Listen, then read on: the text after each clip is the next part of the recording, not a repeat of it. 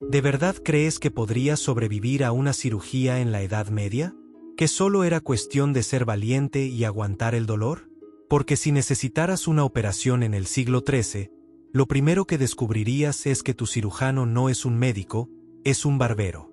Un hombre que normalmente corta pelo y afeita barbas, pero que hoy va a abrirte el cuerpo con las mismas herramientas sucias que usó ayer en otro paciente. Sin anestesia, sin conocimientos de anatomía, guiándose solo por intuición y experiencia, en un pasillo lleno de moribundos que gritan de dolor. Imagina esto: te acuestan en una mesa de madera manchada de sangre seca, te atan las muñecas y los tobillos porque saben que vas a forcejear, te dan un trago de vino con opio que apenas adormece el dolor. Y entonces el barbero cirujano saca su cuchillo, sin lavarse las manos, sin limpiar el instrumento, y empieza a cortar. Y tú estás ahí, completamente despierto, sintiendo cada corte, cada desgarro, cada segundo de una agonía que puede durar horas. Y aquí viene la pregunta incómoda: ¿por qué casi nadie sobrevivía a una cirugía medieval? ¿Era solo mala suerte, o el propio tratamiento te estaba matando? Hoy vamos a hablar de algo que cambiará tu forma de ver la medicina medieval. En este video aprenderás lo que realmente significaba someterse a una operación, no para curarte, sino para enfrentar una experiencia tan traumática que la mayoría prefería morir sin intentarlo. Y antes de empezar, si te gusta la historia sin romanticismos, deja tu me gusta y suscríbete a Curiosidades Medievales, porque aquí contamos la Edad Media como fue de verdad. Ahora sí, prepárate para que se desmorone el mito, porque en la Edad Media, la cirugía no era medicina, era una tortura con una probabilidad mínima de supervivencia. Olvídate del cirujano con años de formación médica. En la Edad Media, si necesitabas una operación, quien te abría el cuerpo era un barbero, el mismo hombre que ayer cortó el pelo del herrero y antes de ayer afeitó al panadero, hoy iba a extraerte una piedra de la vejiga o amputarte una pierna gangrenada. ¿Por qué barberos? Porque estaban acostumbrados a manejar cuchillas afiladas, porque trabajaban cerca de los monasterios donde se practicaba medicina, y porque los médicos universitarios consideraban la cirugía una tarea demasiado baja para ensuciarse las manos.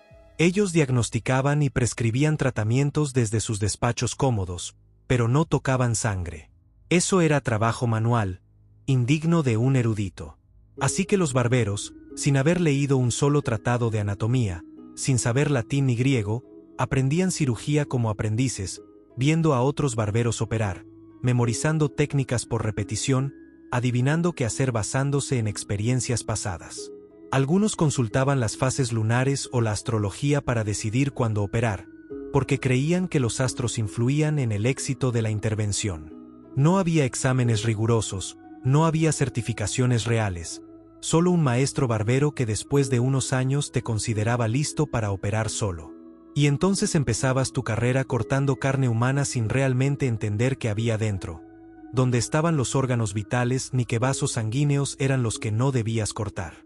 Y lo peor, estos barberos cirujanos se atrevían con todo: hernias complicadas, cataratas en los ojos, extracción de piedras en la vejiga, amputaciones de miembros, hemorroides. Todo sin conocimiento anatómico real. Solo con intuición, valentía y la esperanza de que esta vez el paciente no se desangrara o muriera de infección días después. La anestesia moderna no existiría hasta mediados del siglo XIX, así que en la Edad Media, cuando te operaban, estabas despierto, completamente consciente de cada corte, cada tirón, cada segundo de dolor insoportable. Sí, intentaban darte algo para el dolor. Te daban vino, mucho vino, esperando que te emborrachara lo suficiente como para atenuar el sufrimiento. También te daban opio si tenían acceso a él, pero las dosis eran imprecisas, a veces demasiado poco y no funcionaba. A veces demasiado y te mataba antes de que empezara la operación. También usaban raíces de mandrágora, cicuta, bilis de jabalí, hierbas que causaban somnolencia y confusión, pero que no eliminaban el dolor, solo te dejaban en un estado de semiconciencia donde sentías todo pero no podías procesar completamente lo que estaba pasando. Era como una pesadilla pero estando despierto. Y muchas veces ni siquiera te daban eso, porque los suministros eran escasos o caros, así que simplemente te ataban a la mesa, te ponían un palo de madera entre los dientes para que no te mordieras la lengua, y te operaban mientras gritabas, llorabas y suplicabas que pararan. Los cirujanos medievales sabían que tenían que trabajar rápido, porque el shock del dolor podía matar al paciente antes que la propia herida. Así que cortaban, cerraban, cosían a toda velocidad, sin precisión ni delicadeza. Solo rapidez para terminar antes de que el cuerpo colapsara por el trauma. Y tú estabas ahí, sintiendo todo, cada segundo eterno de agonía, rogando perder la conciencia pero sin conseguirlo.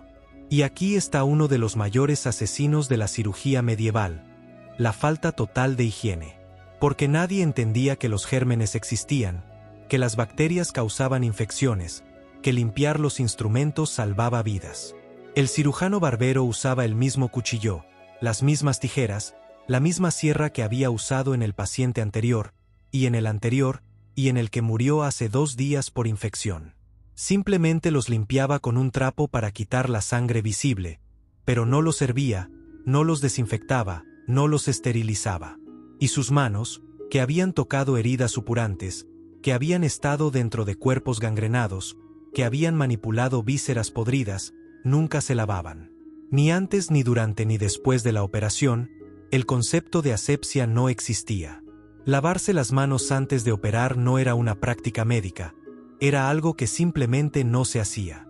Así que cuando ese cirujano metía sus manos sucias dentro de tu cuerpo abierto, cuando usaba instrumentos que habían estado en contacto con la sangre infectada de otros pacientes, estaba introduciendo directamente bacterias mortales en tu herida, garantizando prácticamente que desarrollarías una infección grave. Y lo increíble es que los médicos medievales veían el pus como algo bueno, lo llamaban pus loable o pus laudable. Creían que era señal de que el cuerpo estaba limpiándose de toxinas, así que cuando tu herida empezaba a supurar pus amarillento y maloliente, el cirujano se congratulaba pensando que estaba sanando, cuando en realidad estabas desarrollando una infección que probablemente acabaría con tu vida en días. Los hospitales medievales no tenían quirófanos estériles, ni siquiera tenían habitaciones dedicadas a las cirugías. Te operaban donde hubiera espacio, normalmente en los mismos pasillos donde yacían decenas de enfermos hacinados. Imagina la escena: estás acostado en una mesa de madera en medio de un pasillo estrecho, a tu izquierda hay un hombre con peste que agoniza vomitando sangre, a tu derecha una mujer con gangrena cuya pierna huele a carne podrida. El aire está cargado de olor a muerte, a excrementos, a infección. Y en ese ambiente, te van a abrir el cuerpo. En las operaciones medievales no había ventilación adecuada ni luz suficiente. El cirujano trabajaba con la luz tenue de velas o antorchas, sin poder ver claramente lo que estaba haciendo, cortando a ciegas en algunos casos, confiando en el tacto y la memoria muscular más que en la visión. Y todos esos enfermos a tu alrededor, con sus enfermedades contagiosas, con sus heridas infectadas, eran fuentes de contaminación constante. Bacterias flotando en el aire, moscas posándose en tu herida abierta después de haber estado en cadáveres. Todo contribuía a que tu operación se convirtiera en una sentencia de muerte diferida.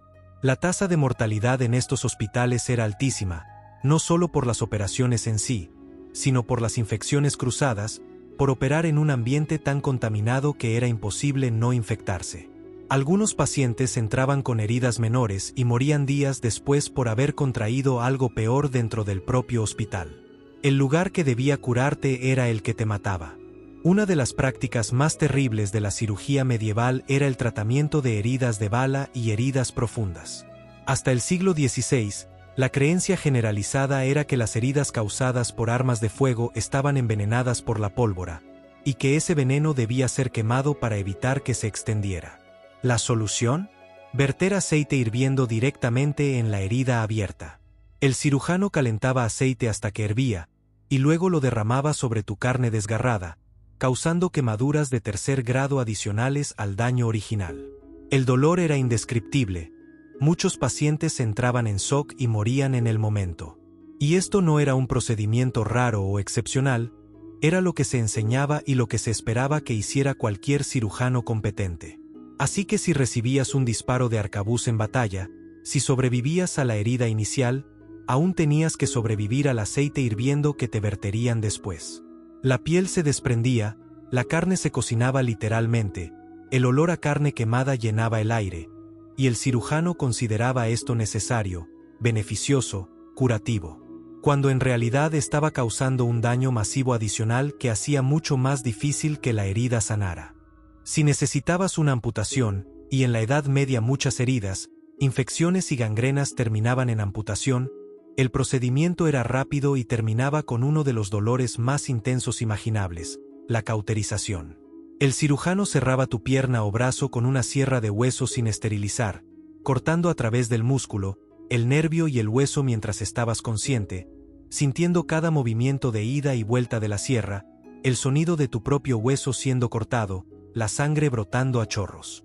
Y cuando finalmente el miembro se desprendía, el verdadero infierno comenzaba. Porque entonces sacaban el hierro de cauterización, una barra de metal que habían estado calentando en brasas hasta que brillaba al rojo vivo, y la presionaban directamente contra tu muñón sangrante, quemando los vasos sanguíneos para detener la hemorragia. Imagina estar ahí con el olor a carne quemada, el sonido del siseo, el dolor tan intenso que muchos perdían la conciencia, y los que no, gritaban hasta quedar sin voz. Esta cauterización causaba un daño terrible, destruía músculos y nervios sanos, dejaba cicatrices horribles que nunca sanaban correctamente. Y en muchos casos provocaba infecciones secundarias porque el tejido quemado se necrosaba, se pudrían, y la gangrena volvía a aparecer. Aquí está la verdad final sobre por qué la cirugía medieval era tan mortal. Aunque sobrevivieras a la operación en sí, aunque aguantaras el dolor sin morir de shock, la infección llegaba siempre. Era inevitable, y cuando llegaba, no había nada que hacer. Los instrumentos sucios, el ambiente contaminado del hospital, todo garantizaba que bacterias entraran en tu herida. Y en cuestión de días, a veces horas, empezaban los síntomas. Fiebre alta, escalofríos, la herida se hinchaba, se ponía roja, caliente al tacto, empezaba a supurar pus. Y el olor a carne podrida te decía que algo terrible estaba pasando dentro de tu cuerpo. La sepsis se instalaba rápidamente, las bacterias entraban en tu torrente sanguíneo, viajaban a tus órganos, tu cuerpo entero se envenenaba desde dentro.